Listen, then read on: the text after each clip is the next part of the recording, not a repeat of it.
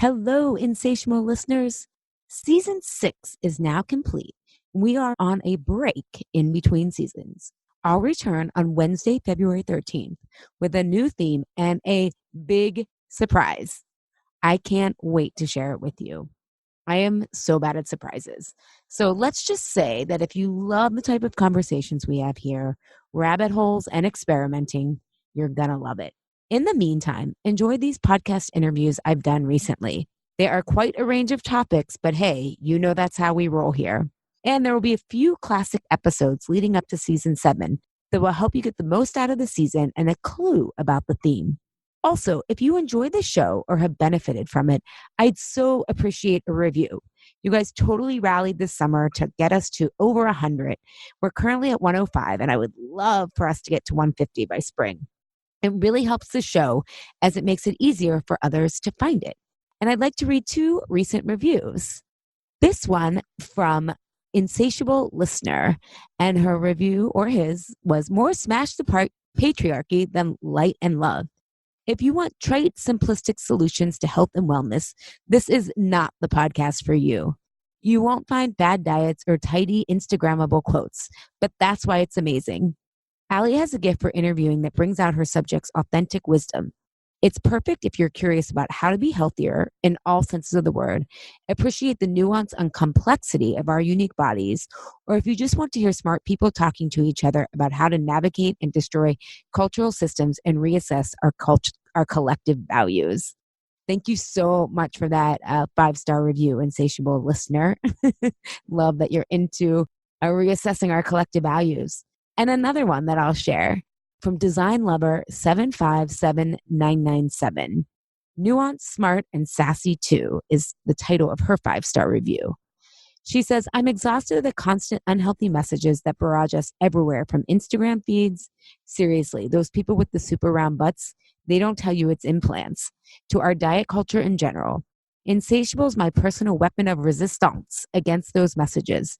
It's balanced, intelligent, and Allie, the host of the podcast, brings in some of the most interesting people I've heard in podcast interviews. Look, if you want to break free from rigid rules but still live a healthy and balanced life, Insatiable can help you carve out your own path. No rules, no dogma, just thoughtful new ways of seeing and being in the world. Thank you so much, Design Lover 757997. And I'll be reading some more in some upcoming episodes. If you have time or, again, have benefited from the podcast, here's how you can leave a review. You launch Apple's podcast app. You tap the search tab, and you enter the name of the podcast you want to rate or review, in this case, Insatiable. Tap the blue search key at the bottom right. Tap the album art for the podcast. Tap the reviews tab, and then tap write a review at the bottom. And if you don't have time for that, if you could just rate it, how many stars you would rate it. That is also super helpful as well. And thank you for being a listener. Having stimulating conversations is what I most treasure in my life. And I get to have them here. And then with you on Instagram, where I connect with so many of you through your emails and also with our guests. It's a joy I cherish deeply. Look forward to seeing you back here in a couple of weeks for new episodes on Wednesday, February 13th. And in the meantime, enjoy these recent interviews and classic episodes.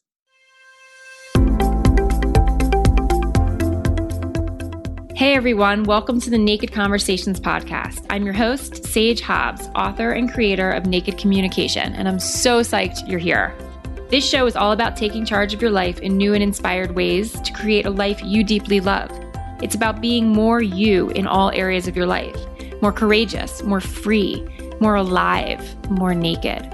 I'll be sharing stories and advice from amazing people around the world who are up to incredible things on how they are successfully breaking free from fear and old patterns in order to create incredible relationships and impactful lives so that you can do the same.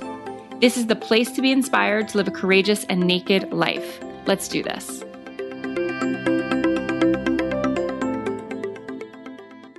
Hi, everyone. Welcome back to Naked Conversations. I'm your host, Sage Hobbs, and I'm so honored that you're here as always. I have a really great guest today who I'm excited to introduce you to.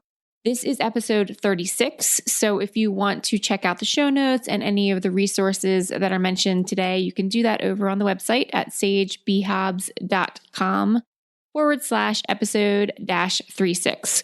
While you're there, check it out and listen to other episodes that might be interesting to you.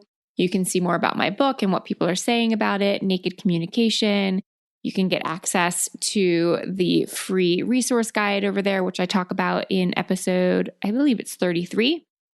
It's kind of my digital home, though I have to be honest, I much prefer the real world to the interwebs and having this conversation with you in your earbuds or your car or wherever you're listening. So episode 36 over at sagebhobbs.com. You can check out the resources, how to work together, my book, etc. over there. So today's guest is Ali Shapiro. And wow, this is one of the deepest episodes that I've done. Every episode has been such a delight and everyone has so much wisdom to offer, but Ali goes really deep on some intense topics that I've been exploring more myself lately. And it was really just an honor to have this kind of honest and raw conversation with someone who's very bright, very passionate, and very knowledgeable about the work she's doing in the world and her own self-discovery. So Ali Shapiro is the founder of Truce with Food. She's also the host of a top-ranked podcast called Insatiable and a holistic nutritionist, integrated health coach, and a rebel with a serious cause. And when you listen to the show, you'll really get a sense of what I mean by that. She's a disruptor. We talk about, in the first 5 minutes, I literally think we get into patriarchy, white supremacy, privilege, our healthcare system, capitalism. We go for it really quickly. We have some similarities that were interesting to touch upon as well, including our journeys with cancer. So Ali has so much to say on a host of topics, all really couched within our health and wellness, our relationship to food, our diet culture, body positivity, all of these things that are both academic and practical in the way that she discusses them. She created her Truth with Food method while in graduate school at the University of Pennsylvania. That's another thing we have in common alma mater, where she earned her master's in organizational dynamics, which is kind of like getting an MBA in the change process. And she drew from her decade and more of working with real life clients and her own personal healing journey from having cancer as a teenager to really manifest this work in the world around truce with food. So like I said, we get into a lot of things about speaking truth to power, the nesting dolls of capitalism, patriarchy, and white supremacy, the inequitable systems and structures of our battles with food, emotional eating, public health injustice, so much more. So I'm really excited for you to learn from Ali. It really could have been a couple of episodes, so maybe we'll have her back on. And with that, let's do it. Hi, everyone. Welcome back to Naked Conversations. I have Ali Shapiro here with us today. Hi, Ali. Hi, Sage and listeners. I'm really excited to introduce you to Ali and to her work. We've been chatting already quite a bit before I turned on the mic. So we already got we almost solved world peace we already got our connective juices going. I know, right? like under 20 minutes. Under 20 minutes across the country. One of my favorite things about podcasting is like the instant community that you can create just by, having people on your show, being on their show. There's just this amazing network that gets formed. So I'm really happy to have you here. Yeah. Because we all want more naked conversations, don't we? But we don't get that on social media and stuff. Totally. Yes. Totally. It feels so good to connect. That's me. I'm like imagining myself like out there, like with a big flag that's something about being naked and all of the misinterpretation of what that means. But what it's really about, when I chose that brand, actually, I was like, I know that they're probably going to invite some salacious, something here, but it's really peeling back the layers. Yeah, it would be interesting to see what the word searches are of people who find your website, right? Oh, totally. What are they really trying to find? Right, exactly. So I'm really excited to dive in with you and just to have it be like it always is. My intention is for it to be very real, very open, for women to have a place where they can truly listen to other women who are up to big, amazing things in the world and see themselves in their stories, see the opportunity for them to be more real, peel back the layers, show up more authentically, more nakedly. And I can already tell by our conversation thus far that this will not be hard for us to do, Ali. I begin every podcast with the same question because I think it really gets at the heart of what it takes to live a naked life and to live a powerful life as an emerging female leader, if you will. So here it is. Ready? Yeah. What does courage mean to you? Yeah. So full disclosure, I obviously listened to your podcast, so I knew I was going to be asked this question. You'd be amazed how many people are still surprised by it. I love that, though. You did your research. I did. And I think the phase of my life that I am in is courage means speaking truth to power right now. That to me, I have my own podcast, and it's no secret that the 2016 election really rocked my world. And it's part of the things I really love about you, Sage, is you talking about your privilege and examining it. And it's something from a racial standpoint I've been doing since 2016. I grew up with city school teachers as parents who were pretty progressive. And, I thought I was somewhat educated, and then going through cancer at 13, and then really starting to dive into why I always joke I'm ahead of my time. I was getting cancer before everybody was back in the 90s. Oh, that's such dark humor. I know. Well, I always say dark humor is a side effect of chemotherapy, right? Like oh my gosh, totally. Yes. In my early 20s, as my health started to deteriorate from the chemotherapy and other things, I started to research more, and it really sent me down this rabbit hole of the medical industrial complex. We were speaking before the show, it's easy to say big pharma and all that stuff, and big food and big agriculture, and, big pharma saved my life. Right. Mine too. Mm-hmm. And it's also a matrix. And so I really felt as I started to really tell people, hey, you can get rid of your depression if you change your eating. And, sometimes you have to emotionally blow up your life too, which I had to do to get rid of my own depression. But walking that nuanced line, and of course it doesn't, everyone is very different. I'm not saying that a blanket solution, but my point in all this is I learned to really speak truth to power in the medical system and what's really happening on a certain level in my little neck of the woods, right, of what I work on with people. And at the time when I started my health and wellness company 12 years ago, this was radical information. I was going to corporations and telling them how nutrition mattered. Fast forward 12 years, a lot has changed. And so I thought that Thank I was goodness. Yes, thank goodness. Although then now it's become kind of this moral issue when people aren't looking at the systems and structures, right, of why people are in poor health. And after the election, I just saw another huge blind spot that I had in terms of race and in terms of how it's part of the nesting dolls of, if you look at conventional health and beauty standards, and I mean who gets access to care, who gets prescribed stuff, who doesn't. You have capitalism inside of the first one. Then you have white supremacy inside that. And then you have patriarchy inside of that. And this is why women are dismissed when they come into the medical system. This is why we've had Black people being experimented on and not getting enough pain medication, and, or people of color in general. And this is why our medical system is based on capitalism, not health anymore. That's a long answer. Wow. Yeah. We got to unpack that quite a bit. Hold on. Because that's amazing. Yeah. So I became an advocate for the Affordable Care Act. And I was really shocked about how the wellness community was kind of silent on that, at least in my world and people that I had been following. I've since reoriented who I follow and who I admire and who I'm looking at as leaders. But that was really shocking to me. I was like, look, I know the healthcare system has issues, right? Part of my business is to help disrupt it. And we have to be advocating for everyone to have care. It's been a really, dark night of the soul, or a lot of digging deep in terms of the past 18 months, looking at another layer of how we have to really lead moving forward so we can really change things and not put lipstick on the patriarchy. So you went deep so fast and I loved it. Right away. You just threw out capitalism, patriarchy, and white supremacy in terms of nesting dolls in the first 5 minutes. So this is going to be juicy, people. If you're listening, we're going into it. So, and this is the year, 2018 was the year that I sort of had this awakening of reconnecting with my inner activist. So I love that, of course, here you are, as a person who's on the show. But I want to rewind just a little bit because I feel like that term speaking truth to power is something that I've been reading and seeing in places. I believe I was reading it recently in Brene Brown's Braving the Wilderness. I've seen it around other places. It might have been Glennon Doyle. I can't remember. Glennon Doyle, Melton. But I want to unpack that just a little bit because I'm not sure everybody understands what that means. When you say speaking truth to power, what does that really mean to you? I love that you asked that because I think we typically think of power as a patriarchal power, right? Dominant over the other person. And to me, power is about choices. It's about knowing what choices we have and having choices in general. And so the example of, I'll take an example in my industry. There's a lot of fat shaming, right? And telling people that, oh, hey, if you're fat, it's because you don't have discipline and willpower, right? That's kind of the model, right? Or at least that's what people think of themselves.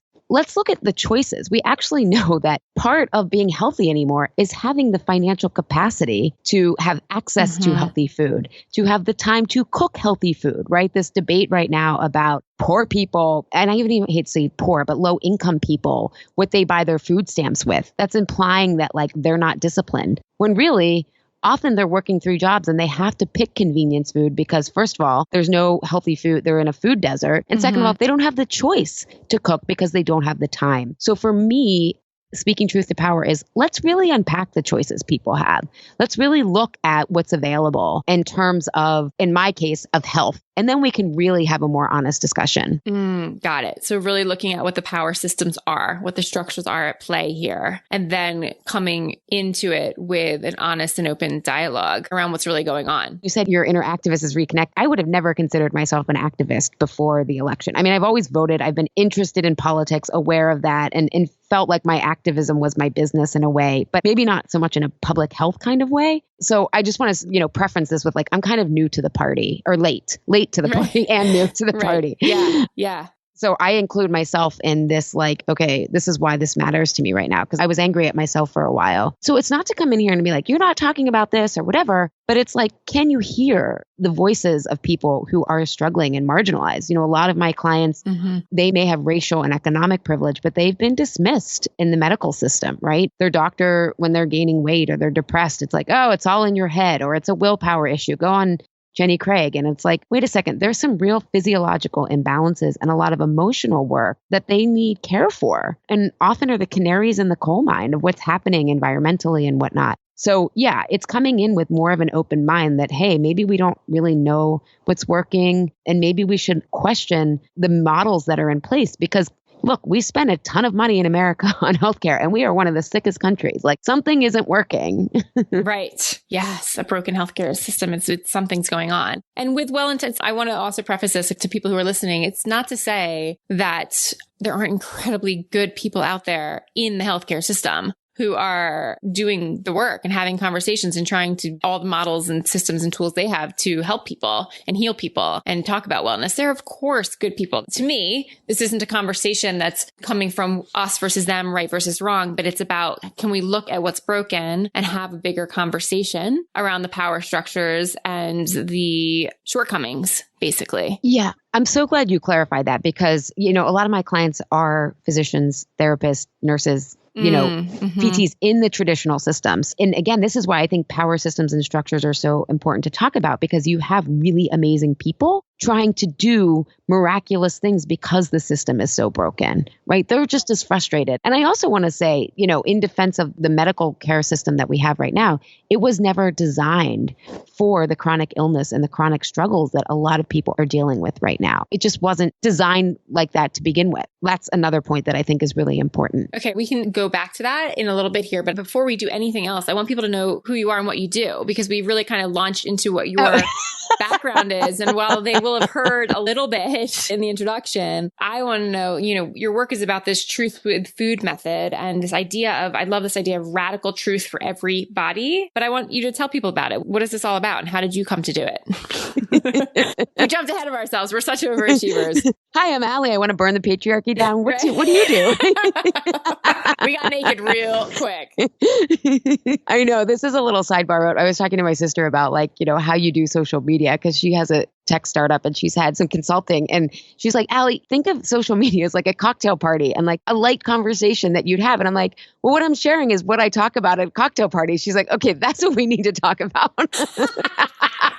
Maybe that's why I'm struggling so much to ever enjoy social media, because I've never been that kind of cocktail party gal. Right, me either. You and I should have our own cocktail party because we would really have fun talking about the real shit. Exactly. And I find with my clients, a lot of them, that's what they want to talk about. I feel like everybody does. Me too. But everyone's going to look like that person that's like, whoa, too fast, too fast, too intense, too much. Right. Totally. Yeah. Totally. So radical truth, I'll start with that. Radical truth for everybody is, and body is political body, it's the environmental body, our earth body, and it's our physical bodies. You know, I had cancer as a teenager. And before that, I had gone to Weight Watchers for the first time at 11 years old. And I had gained weight as a child, and I never knew why. Now that I have the framework of functional medicine, I was exposed to pesticides. I was doing somersaults on a friend's yard whose lawn had been sprayed. My parents never got that done, but everyone in the suburbs did. I had a horrible rash for 2 weeks. The doctors didn't know what it was. And then a couple years later, I'm diagnosed with cancer. So there's other things. Right. It's hard to know when you've done some sleuthing. There feels like there's some connection to you. Yeah. You know, a research paper,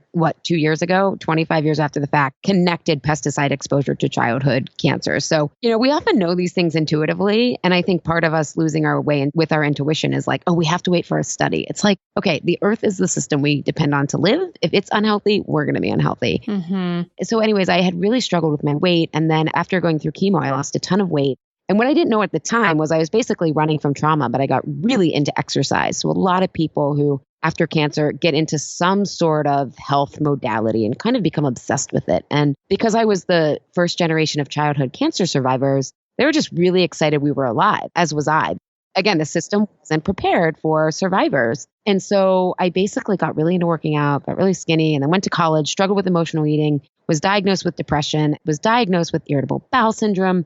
I had tried Accutane in college. My acne came back. I was having heartburn, all of this stuff. And I just kind of had this moment. I went to the doctor and I continued to gain weight. And of course it was because I was binging, but I was like, oh, maybe it's my thyroid. And basically the doctor was like, no, your thyroid's fine. And she gave me a recipe that included salmon and she told me to put Splenda on top of it. And I had known from my own research that, you know, artificial sweeteners were considered a carcinogen by independent research. I don't know why that tipped me off of all the information, but it sent me down a rabbit hole. So I basically started realizing I was gluten intolerant. My gut had been destroyed from chemo and all the steroids I had been on. Healed all of that. You know, a lot of my issues went away. And then I had to basically blow up my life to get the remnants done. And I started testing this Whole Foods model at the time, which was 12 years ago. This, again, was very radical. Because the radical truth for me was like, I did not have all these diagnoses. These were symptoms. Yet I kept trying all Western medicine and it just wasn't working. I mean, frankly, that's why I turned to alternative stuff. Right. Okay. Yeah. And so I realized oh my God, no one's in charge at the wheel and I can be my own healer. It doesn't mean I don't use other people or other modalities, but holy shit, I have to lead this. And that was a very dark night of the soul because, you know, if you've gone through something like cancer, which, you know, obviously you have a lot of faith in your doctors and they are like God in a way too. Like you have to trust in them. That's what I was going to say. I remember very clearly, first of all, having it at 13. Wow. I was 23. I still felt like I was in this very seeking stage of life in terms of my identity and my next steps and all of that. But 13, you're really, really on the cusp of your own identity discovery. So I can't even imagine. And I remember people thinking I was so brave. I was handling it with so much poise and so much grace. And on reflection, I can see that I did. I had a really great attitude. I used my resources, but I kept saying what you're saying, which is I just did what I had to do. They're telling me this is the best possible way for me to live. I'm going to do that. You know what I mean? I was like, I'm going to do that. That's what needs doing in order to have the best possible outcome. So I hear what you're saying. There is an act of surrender that sort of inherently has to happen. It doesn't mean you have to put your blinders on or you can't ask questions or advocate, but once you choose a path, there is a way that you have this real trust in the people who are delivering your care. So it is radical to sort of push back. We don't have a system where that's typically done. Not at all. Exactly. I mean, it's changing a lot. And after clients work with me, they tend to change their doctor to an integrative MD as a result, because they're like, oh my God, there's so many more choices. Again, I didn't know I had other choices, right? The power was in the medical system, not with me. And so I started, on the side after I had gone to the Institute for Integrative Nutrition and mentored in functional medicine for 4 years, basically seeing people on the side. And I'm like, maybe this is just me. Because again, this was 12 years ago. So I felt like this alien. I was like, guys, I felt like a hippie. And there's nothing wrong with the hippies, but I never considered myself a hippie, right? That identity was not for me. I was like, this is bizarre. And so I eventually left my corporate job. And after a year of really getting people healthy and them having their own results like this, I started to realize that we stopped talking about food at like the fourth session. And they were making these like lifestyle shifts and changes. And I simultaneously noticed that as I built my business, my own eating got better because I was still like emotionally eating at night, I would say, right? Because I wasn't really doing emotional eating work at the time. I was like, I've come so far and yet I still have this like emotional eating issue. But I found that like the more resilient I became, food became a non-issue for me. And of course, this happened over a time period, but it made me go back to school, which is when I went back to Penn, your alma mater as well. I know we have several overlapping parts of our lives. It's kind of wild. Yeah. Mm-hmm. And I studied organizational dynamics in grad school, which is basically like an MBA in human behavior. And I really studied the change process. And you mentioned identity. And I realized that the key for people to have lasting health changes is they have to have an identity change, right? And unfortunately, the way that we traditionally focus on behavioral change is like, we just look at the habits, right? Just like we just look at the symptoms. We don't look at the mindset and the identity that's causing all of the habits. And even today, right? Like, in the health field and in the coaching field, positive psychology, motivational interviewing is really popular. And that stuff is great to get us started. But what's going to get us finished is when we look at the unconscious issues that are identities that are very protective in our life, like being a patient rather than an advocate, right? Mm-hmm. For a lot of my clients, it's, oh my God, I'm a leader and a hard worker, which is now why I have to throw my body under the bus, right? I don't have time to do it all. Mm-hmm. And so I really developed a truly integrated model that really helps people look at and by academia, we would say biopsychosocial. In magazines, we would say mind, body, spirit. Same thing, right? But really giving people agency back and giving them the self-trust that often our culture has robbed of us. Because I work with a lot of women, right? And the patriarchy assumes the default is women are inferior. And that is integrated, that DNA is integrated into all of our systems. So it's so hard to see. But really giving women saying, hey, listen, you don't have an inner food rebel, right? In the food issue realm, that's an inner protector that's keeping you safe and has gotten you a lot of things in life. And we can't try to eliminate that. We actually want to cultivate a relationship with that. So it's kind of like the big picture and then one concrete example of when you really take this feminist lens and you get to the truth of why we're battling food. It actually has some things to do with we don't know how to feed ourselves, which is also we don't know how to medicate ourselves, which is why we're all depressed and anxious. But there's also an emotional component to all of our diagnoses. And I also want to be clear with that. I am not one of these people who believe we attract our illnesses. Like, that's not. Right. I believe that there can be patterns over time that maybe that's one factor, but that's not what I'm saying. Right. And I appreciate you saying that because I think that that's where this starts to go for some people when they get into the sort of more woo space. That maybe that term isn't even the best one, but when we start looking at like that relationship to our thinking and our behaviors and our mindset and our identities, sometimes people go, well, is it my fault? Did I draw this into myself? And I really appreciate that you tease that out because I don't think that's what we're saying. I think we're looking at the larger systemic issues and how they impact who we are. So you said something about it, that there's something about how it keeps us safe. Can you tease that out a little bit for us more, that some of the ways that we relate to food have kept us safe? Yes.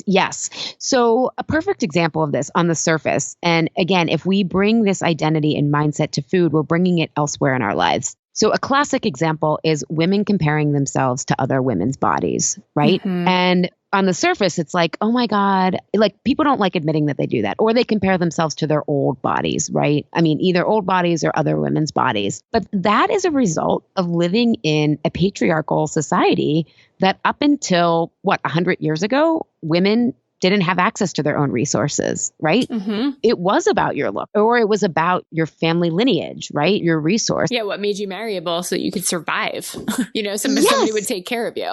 Yeah. And so you could be fed. Yeah, exactly. It's almost like, we've evolved. And like if we had web feet, this is like the web feet that we haven't shrugged off evolutionarily, yet. Like it's still a vestige from these times where there was a purpose for that. And so we have this protective side of ourselves. First it does, mental, then we're like, oh, and I call it mental food gymnastics, but it could be mental gymnastics around life. And a lot of times people are like, oh, we need to reframe those. We can't listen to those. And that's true. But more deeply, it's because we're feeling at risk in some way. And we're comparing ourselves because we feel behind or we feel not far enough along, right? And that's still based on that comparison mental model of really being in competition with each other. So that's an example of how it has kept us safe. It's not necessarily keeping us safe anymore, but it has for the past 5,000 years, right? Right. Well, this is interesting because I feel like oftentimes when people start talking about the patriarchy in terms of women and their body and body image, and we start talking about it in terms of the media and all the messaging, which is all valid and has its place. But I actually don't know that I've heard it or discussed quite in this way, where it's like, well, beyond the media and how we've portrayed what women should look like and how we need to conform, there is a historic component to the fact that we were expected in the West. Let me be clear. This is in the West because I'll share why I'm saying that in a second. We were expected to be svelte and beautiful and, have a certain kind of body that was marryable. It's just, I hadn't really thought of that historical perspective quite that way. That therefore our relationship to what our bodies looked like impacted how we needed to survive. And the reason I tease out the West is because I had the opportunity to live in Kenya after college before I got cancer in that window there. And my beautiful Kenyan host mother just wanted to fatten me up so badly. She could not help herself. She just kept trying. She's like, you're too skinny. You'll never get a good husband,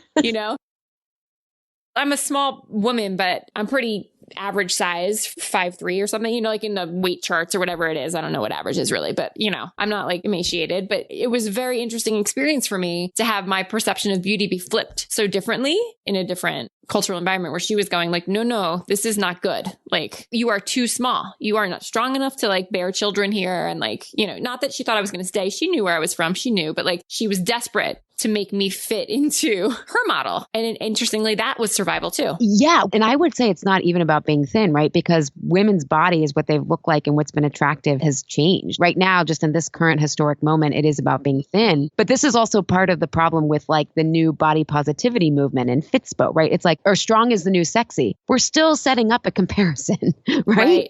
And something to attain. Yeah. Yeah. And people are right that it's about the media, but that's the capitalistic nesting doll. No one is safe in a capitalistic society because if you feel safe, you're not going to buy shit, right? I joke they can't make women feel any more worse about themselves. So they've moved to men, right? And you look at men and oh gosh, they're being made to feel inferior now, right? And oh my God, you have to look young enough, keep your job. I mean, men's beauty products are selling like hotcakes right now. Interesting. So that's why I say it's part of that nesting doll, but it's still the comparison of who gets resources and who doesn't, right? Because in patriarchy, men have the resources, and then you throw on white supremacy. As much as it's about race, it's about power structures as well, right? It's about what level are you on the ring? And then you throw capitalism in there, and then it's okay, it's all about who has money and wealth. That's then how we determine who's in the hierarchy and gets resources. That comparison thing and safety is really big. And what's really interesting that I've learned in the past year and a half is these conflicts that we feel when we feel unsafe come back to conflict models. And in a white supremacy culture, conflict is viewed as very bad, very negative, very unsafe. I'm sure with your clients, I mean, it's oh, I don't want to cause a stir. I don't want to be high maintenance, or I feel like I'm being difficult. It's this internal conflict we feel, and we don't feel like that's a safe place. I mean, look at our political environment. We can't even have disagreements right now, right? Right. But so we never learn to handle conflict constructively. I mean, internal conflicts as well. Right, exactly. So conflict is, women in particular, I believe, are trained more to be conflict avoidant. And then when we do that, there's a way in which we sort of silence a part of ourselves from really being self-expressed. And that's part of the work that I do is really about unlocking that again, or for the first time, perhaps, depending on how early and deep those messages were about going along, conforming, not rocking the boat, not making waves, not causing trouble, pleasing people, looking a certain way, do-gooderness. And I was a girl who wasn't particularly radical. I call myself a rule-following rebel. I don't really like to get in trouble, but I like to push the boundaries, I think those messages are really, really strong still around how we present ourselves as women. And it really gets us tangled up in terms of our relationship to everything. And food is just one of the many things. Exactly. And what's interesting that I found in my work, and I have on my website, people can take what's your comfort eating style quiz. And there's 3 different styles, and they're modeled off of the Thomas Kilmann conflict model. And I've actually found in my work that a lot of women are competitors. Now, granted, I work with really high achieving professional go-getting women, right? I see the avoiding piece in there a little bit, but there's also heavily competition and there's also heavily accommodating as well, I've seen in my work. And that sets up a certain mental frame, right? If you're competing, it's winning or losing. If you're avoiding, it's all or nothing, which is why a lot of people eat on the all or nothing. They're all on a diet or they're not on a diet, right?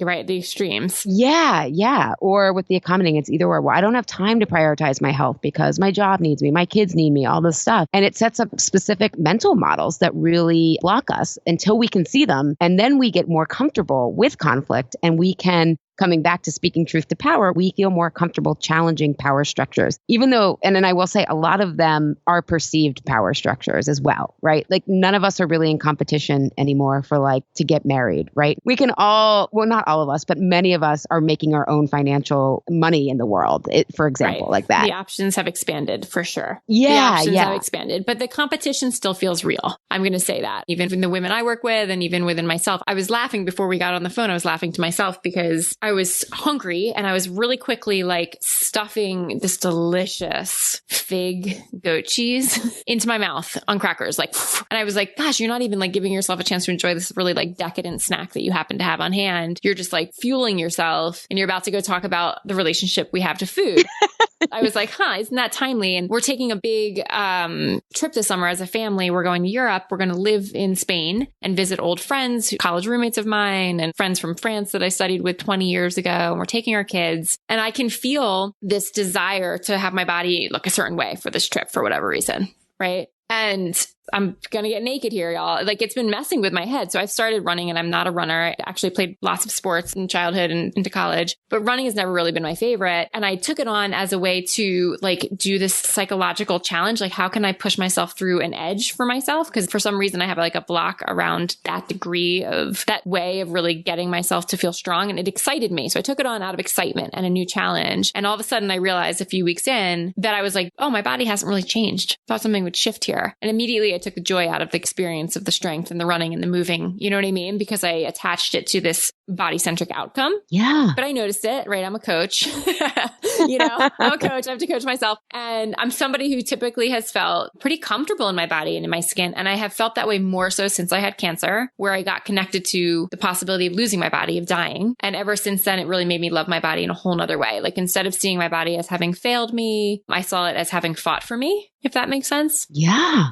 It's resilient. Totally. It's resilient. It was like, yeah, we're not giving up on you. Like you got work to do. Right. So I say that all because getting on this call with you, I was like, wow, food is primal. Like our relationship to food is pretty freaking primal at the most basic of levels. And it's complicated. So like, how do you help women really strip that down? Yeah. Well, I mean, I love what you just said, because when I was emotionally eating and binging on sugar, I was like, I know sugar causes cancer. Why am I doing this? Right? Like I was like, this was in my early 20s. It's like the logic piece of this was like, I shouldn't be doing this. I don't want to be doing this. And that's kind of how I learned to strip it down for other people. I always like to go big picture and then get practical. But if we look on a metaphorical level, like hunger and food is so vulnerable, right? It forces us to open up to the outside world, right? Mm-hmm. You know, you were talking about being this like good girl who rebels. I joke that food and body is kind of like the good girl addiction, right?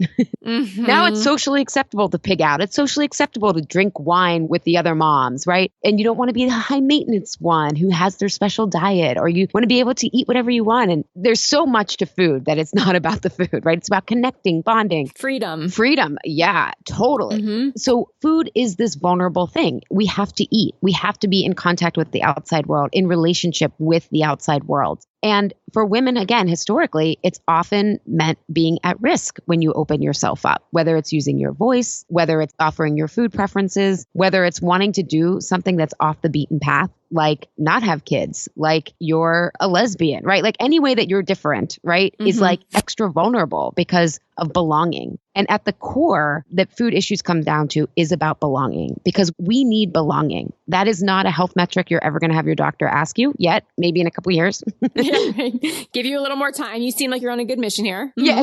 Well, no, I just think life is changing at like rapid speed. Someone might already be talking about this and I don't know. If you think about, again, primally, we survived being in tribes. And that's just how it was. Like if you watch the Nature Channel, the animal that strays from the pack, it's like gets pounced, right?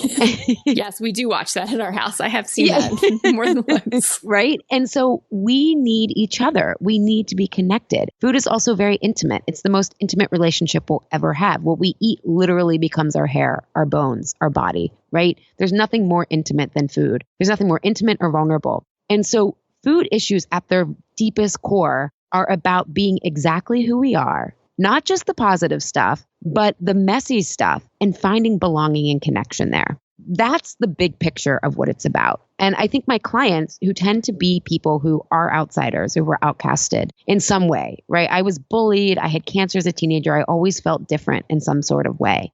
This is shocking to them, right? They tend to not like groups. They tend to be suspect of groups of women in general, but that's part of the wound. It's part of the trauma, or they don't trust their body. What we really get to is the most obvious way that they don't trust themselves and feel at risk is they don't even know how to feed themselves. They don't even know what foods work for them, right? At this vulnerable level. So we experiment. I don't believe there's one diet that's best for everyone. And I believe that their bodies are not broken, are not inferior. They're actually quite wise and intuitive. And with the right experiments and the right guidance, your body will tell you and you can figure it out. So that's one component. Wait, time out for a second. Because you say so much that I think is so second nature to you, but there's like so many pieces in there. I mean, you literally just said that our most intimate relationship that we have is with food, and that some of these women really feel like push back against the idea that we need community to survive and connect. So when you're asking them to look at that, that's feeling like cognitive dissonance for them or threatening in some way. Well, what I do is, whether I'm working with someone individually in my truth serum session or in Truth with Food, is we diagnose the story.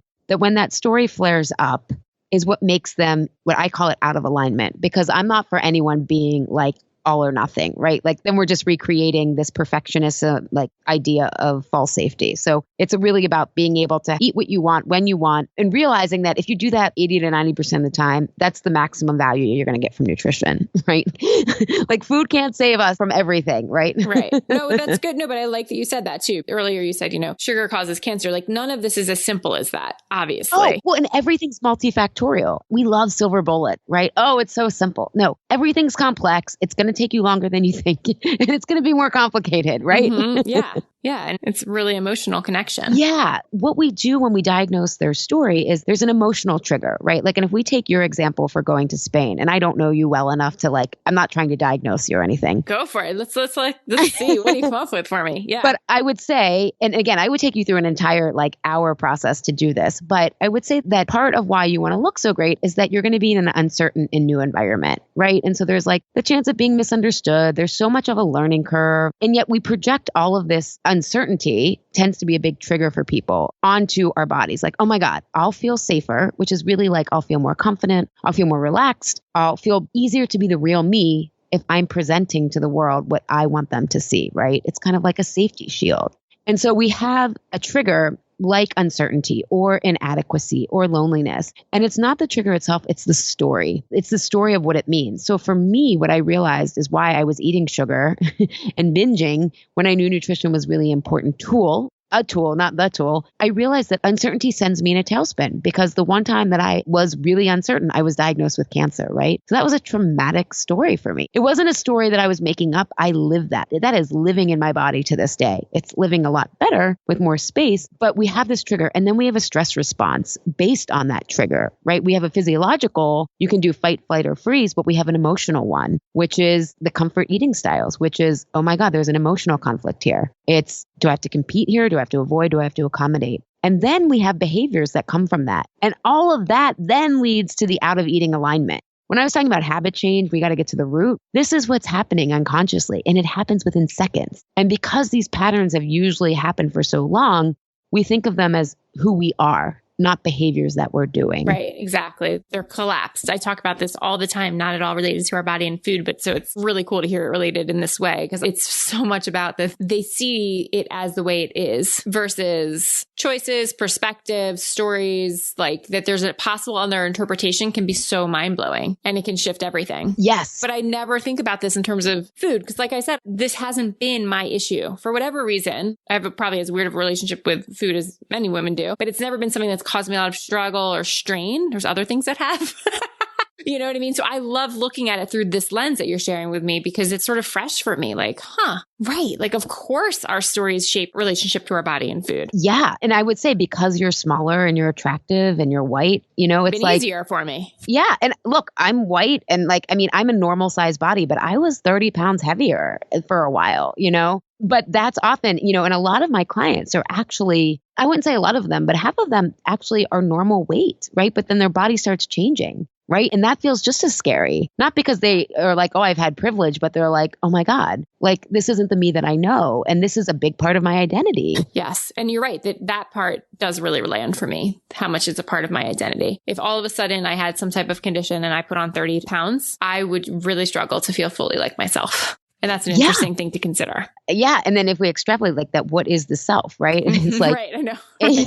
Exactly. Yep. And so to kind of go back to the Spain issue, right? And I would say because you don't have a long history of worrying about it, there's not going to be so much tension there as there would be for someone else who they really don't feel like they can show up as the real them. And then all the uncertainty around food, right? On the surface, it's about the uncertainty around food and what will people think of me? And I don't like walking. I feel like my thighs are rubbing or whatever. And that stuff is true. But more deeply, we feel vulnerable and at risk because of our story that in the past wasn't a story in terms of we were making this up and it's just our perception. Like, no, there's a somatic trigger that happens. And this is why with the work I do with clients, it's like, progress is seeing the story as it's happening and catching it even after the fact, because we're rewiring nervous systems here. This is not a logical issue. I wasn't binging on sugar because I didn't know sugar was bad for me. No shit, right? It's like my nervous system, though, there was other uncertainty in my life. For a while, it was around dating. And then, I met my husband and I was like, oh, maybe now I'll feel good in my body. It was like, oh, a little bit better. And I was 30 pounds heavier when I met him. But then it was like, oh, my career.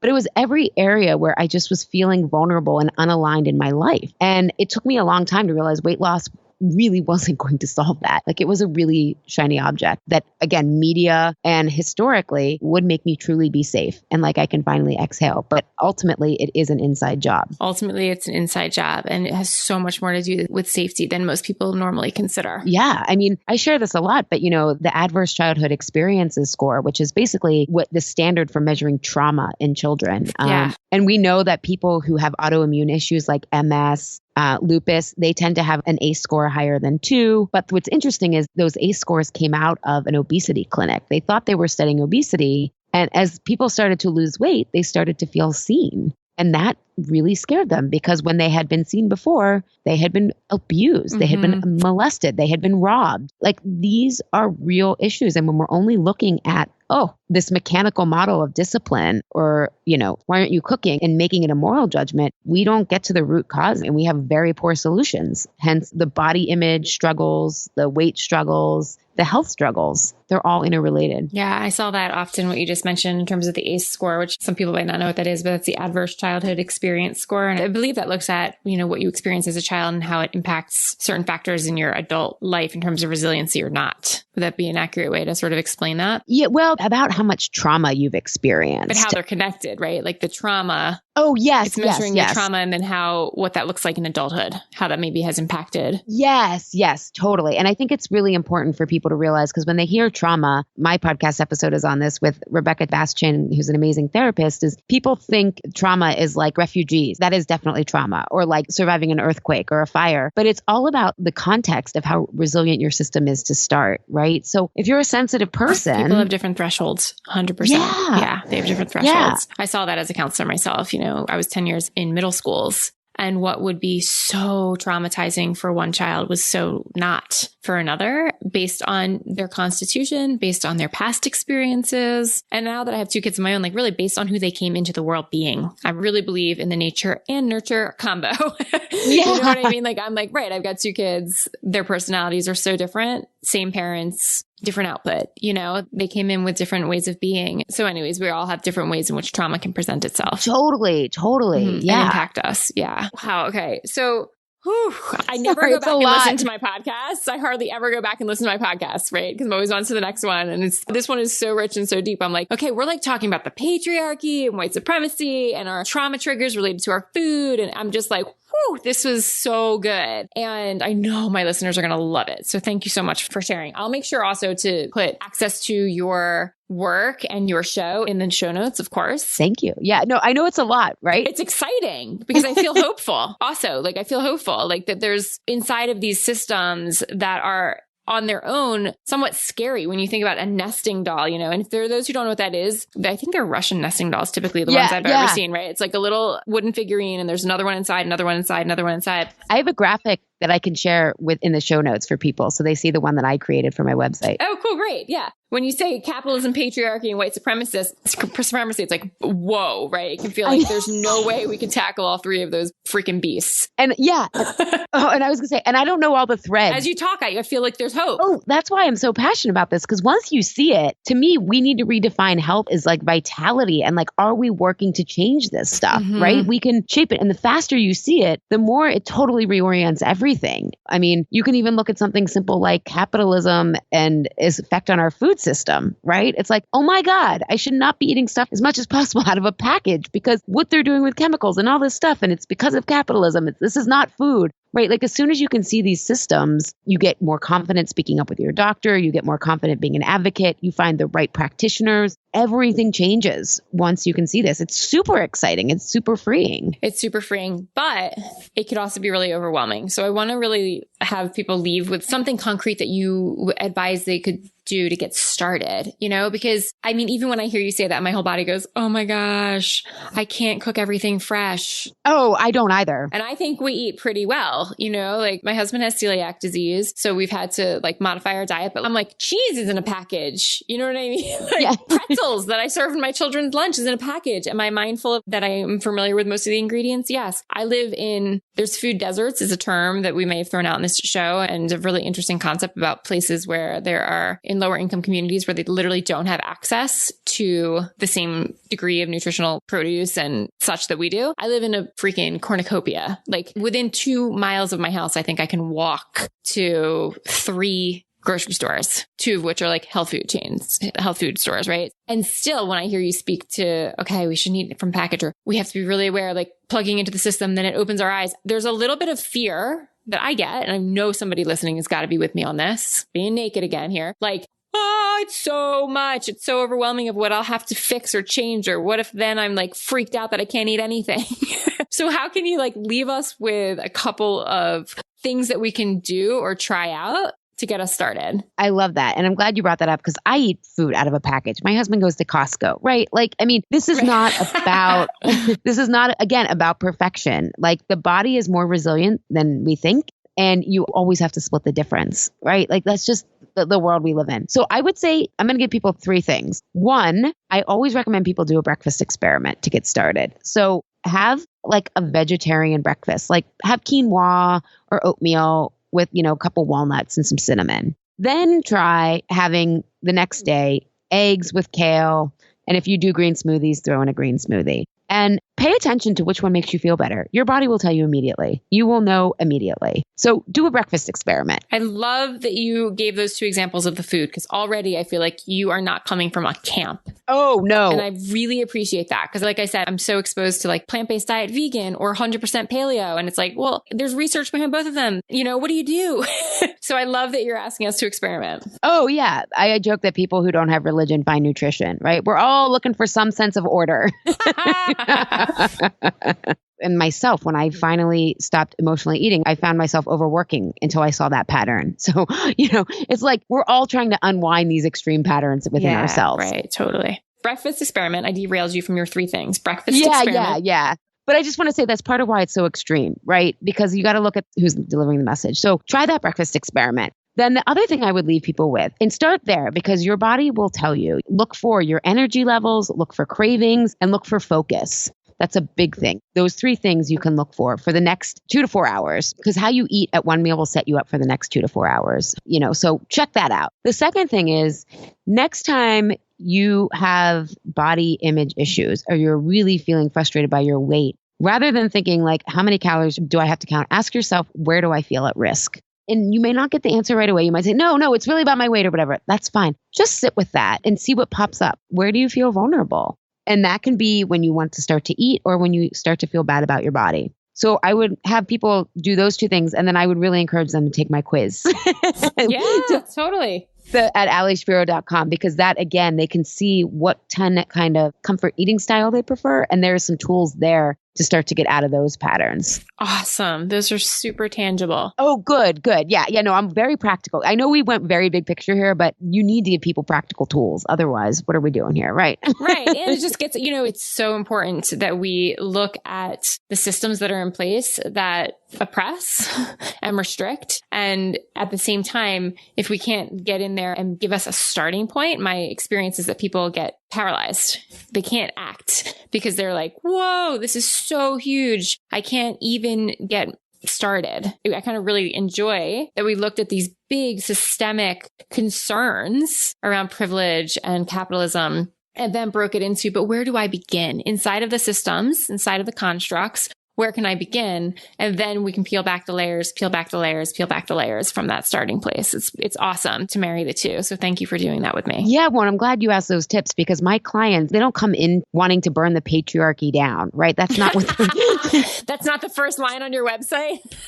Yeah, I mean, it's there, but you have to come to it. Like, right, I've been thinking about this stuff for 12 years, and I just now have gotten into being able to see the bigger systems. I mean, I always saw it in healthcare and capitalism and patriarchy, but white supremacy is new for me, right? So I'm like a baby seal here. Like, I don't know all the ways it's happening. But it was piece by piece. And when my clients get done working with me, they're angry, right? Because they've been put on medicines that have actually hurt them often. They've been put on birth control for reasons that they didn't need to be on it, and it's numbed their emotions. And I always say anger, is often an unmet need. It's like, yes, then they're engaged in that way. But you have to get yourself well. When you're so tired or your moods are so all over the place, you have heartburn, which again, that was the situation I was in. Like, you got to get yourself together first. And I think for women, again, prioritizing themselves is resistance, right? That's resistance. It's like, no, I matter. I'm not inferior. I can take up the time and space and resources in my life to get myself well. That is resistance. Right. This is resistance to the structure and the conditioning we've been given. Yes. Awesome. Start there. Start there. Thank you, Ally, so much. I am really looking forward to getting to know you better, learning more about your work, seeing you out there as a new activist, because I do think this is a form of activism. I think the definition of activism can be broader. It doesn't always mean the rallies, although those are important too. But where are we willing to raise our hands and have the hard conversations and push back against systems that are oppressive, and are restrictive. And I so appreciate that you're in there with all the practical and all of the big picture, pushing this forward. And I really can't wait to see, how it continues to unfold for you. So thank you so much for being a part of the show. Well, and thank you for creating the space that we can have these conversations, because I can't really always talk about this stuff. Right. So thank you, Sage. You're so welcome. I did it for myself because I don't know how to not say what I'm thinking sometimes. My children will tell you. So I had to create a naked brand so that it was like, all right, let's model what we want, what is natural for us and what we really want others to be able to do more freely. So I really appreciate the courage and the forthrightness of what you brought to the table today. I can't wait to continue the conversation. Yeah, well, and I appreciate you being in your natural state. Thanks, Ally. Thank you. Thank you so much for listening to Naked Conversations. Yay! It really means the world to me every time you show up. And if you want to know more about how to work with me personally and my coaching, you can check that out over at sagebhobbs.com. You can also get some great free resources over there about how to make powerful requests and many blog posts full of resources for living a naked life, as well as grab a copy of my book, Naked Communication: Courageously Create the Relationships You Really Want. Thanks again. See you next time.